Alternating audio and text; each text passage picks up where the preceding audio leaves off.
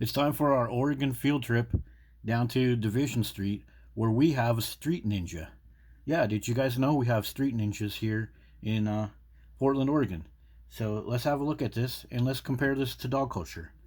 And if you're not initiated to the Oregon dog culture and what we're doing with dogs, I'll put some links in the description. And warning, I might be a little bit of a smart aleck during this video. Portland neighbors want action because of what they say is a danger to their neighborhood. They reached out complaining about a man who lives in a car. Oh, danger to the neighborhood? You're not going to complain about pit bulls in the neighborhood, are you? Okay. And walks the street carrying weapons. I headed out to see what Weapons like a mouthful of knives like dogs have? was happening. It's tonight's City and Crisis Finding Solutions report. The neighbors reached out because of this. They tell me that's a sword he's carrying, but that's not the only weapon. And this is where he lives, in a car just off Southeast Division. He did speak with us, and you'll see that in a moment.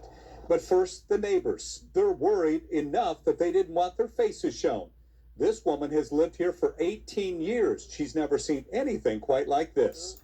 Wrong. First off, Portland has tons of dog attacks. So what are you so worried about, ninja sword and nunchucks? But since they're going to say they never saw anything like this, let's do a quick fact check on these people. Let's go over to Google Maps 2022. Being an Oregonian, I've probably driven by this intersection a few times myself.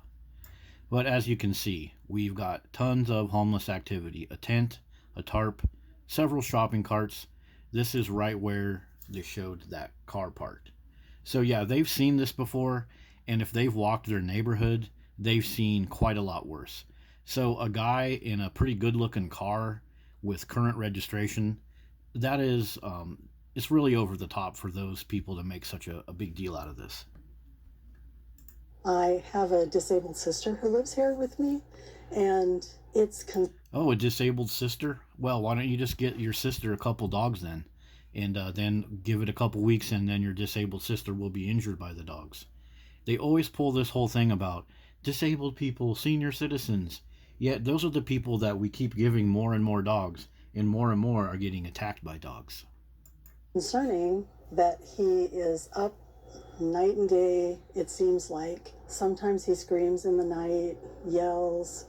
Oh, screaming and yelling. What about dogs that bark all night? What about that? He brandishes weapons. Variously, he has a knife, nunchucks, a sword, That actually kind of sounds pretty interesting. Like a street ninja, like Ninja Turtles. Why don't they have him give lessons to people in the park or something on how to use those nunchucks or swords? Why do they use this crazy over-the-top language like, oh my god, a sword? If this guy had a bunch of dogs in his car, a bunch of pit bulls and stuff, people would be falling over themselves to donate money, time, canned food, gas donations. Oh my god, he's just rescuing dogs, let's help him. But he's got some nunchucks. So what? Like, big deal. Maybe he's trying to protect himself. actual sword. I've seen him use it on the property next door. And this is what she's talking about. He appears to be trying to break into a nearby vacant home. He's Looks like he's just grabbing food out of the garbage, but okay.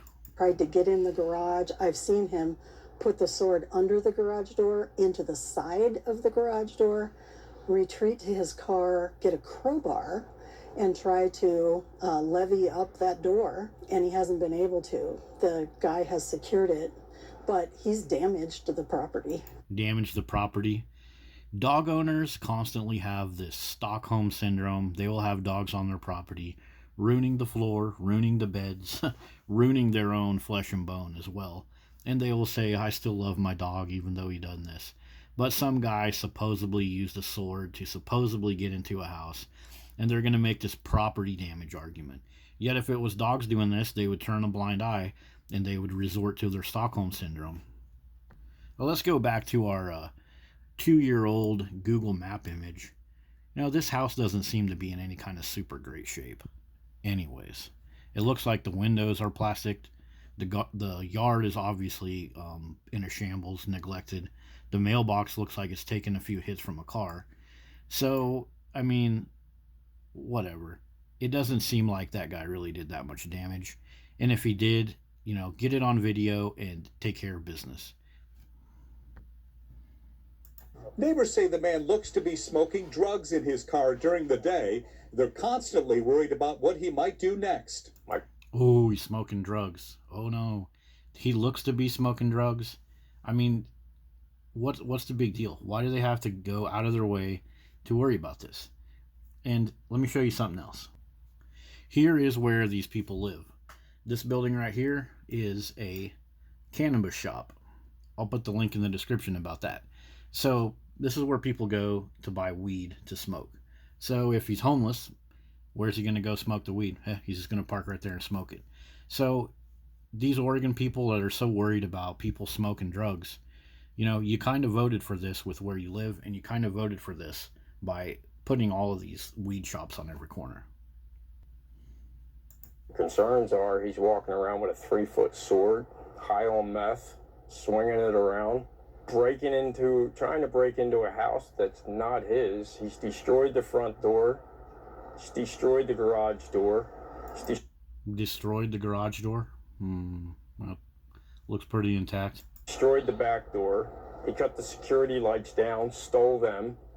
He's destroying private property that's not his. He should be held accountable for his actions. So where? Held accountable for actions. I'll have to show you some of these Oregon dog attacks that they just allow to happen all the time. Where are the police in all of this? Neighbors tell me they've called them many times in recent weeks. They claim police showed up once but didn't make an arrest. I reached out to PPB. They tell me they did receive 3 reports. Twice about someone throwing knives, another about someone trying to break into a home. The one time they did respond, they say the officer did not see any signs of forced entry. This sounds a lot like when people call the police about dog attacks. They just let it happen until somebody freaking dies. And the potential suspect denied involvement. They also say all 3... There's your cannabis shop. So if you're wondering why people are smoking, there's your answer. Calls were dispatched as priority 6, meaning absent of an active threat.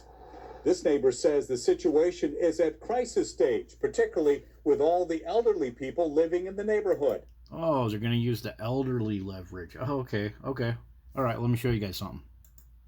Dogs and senior citizens. Here's some stories from around our nation. I'll add a couple Oregon ones to this before I post this video. But dogs are a terrible tragedy for our senior citizens. They are marketed as this be-all, end-all thing. Well, constant increasing attacks on older people, even to the point of death, with little to no repercussions from the law. So, dog culture just gets away with all kinds of stuff. And we sit here and worry about some street ninja guy that lives in a car that looks to be pretty good. And for Portland, Oregon, the looks of that guy's car, and it looks like he even has valid registration. Go ahead and take care of your homeless people, but you're going to sit there and leverage stuff about senior citizens. You need to have a look at what dogs are doing to your senior citizens. And he's frustrated with the lack of law enforcement support. It's frustrating to the point where I don't think I'll ever call 911 for anything ever again. I'll call Channel 2 before I ever call 911 because cops don't do anything. Can we talk to you real quick? Once we saw the man step outside his vehicle from a distance, we asked him about the weapons. There he is, the street ninja. Look at this guy.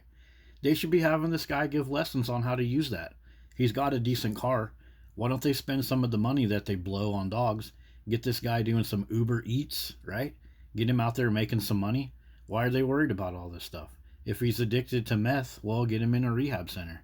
Some of the neighbors are concerned about you being here with weapons, walking around with weapons. Can you tell me about that? Yeah, well, at least he doesn't have a bunch of pit bulls. No comment. Are you? They're a little worried about their safety over here. I don't know who that is, but I'm worried about my safety too. Okay, so he just said that he's worried about his safety too. Okay, so that's kind of legitimate. Let's have a look at that. So one safety concern about being in Portland is stray dogs, and other dogs. This Portland mom is in the ICU after a pack of dogs attacked her near a homeless camp. Woman attacked by 8 dogs is severely injured. Woman loses her arm after a pack of dogs. A couple of these are repeats. Life-threatening injuries, pack of dogs. There's a lot of dog attacks that happen in Oregon. There's even a lawsuit that happened. There's a lawsuit, $800,000 for a loose pit bull with a bite history in Portland. So think about that. Take some of that $800,000, and I bet you could set that dude up to go park his car somewhere else. Or maybe you could set him up with, he could do something cool, something innovative. Maybe he could do Uber Eats with that car that he has. That $800K could probably rehabilitate that guy and make him be a more productive member of society. But instead, you're spending all that Oregon money to pay for freaking loose pit bulls while you worry about a guy that has some nunchucks and a paper plate full of food and a pretty decent looking car.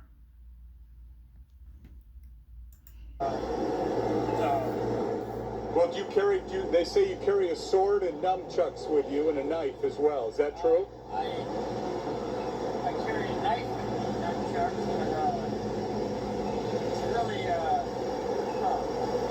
I'm more worried about them than... Neighbors say they would like... He said he's more worried about them, so maybe somebody messed with them. Maybe that's why he has those weapons. I mean, we don't know. There's no reason to crucify this guy. But having a sword, a nunchucks, or a knife is far, far less dangerous than having a dog with you. A dog that can snap and go stray, whatever. And you know, if this neighborhood had a bunch of stray dogs running around, all of those neighbors would fall over themselves, run their bank accounts dry, allow damage to happen to their house and property to collect all those dogs in their house. But they see one of their fellow humans going through some kind of challenge, and they're quick to demonize him. Oh my God, he has nunchucks. Oh. To see the man get the mental health assistance he likely needs. He likely needs, according to you. So you got to paint this guy as needing some kind of mental health problems because he owns a sword. But if this guy had 3 pit bulls attached to him, nobody would question his mental health.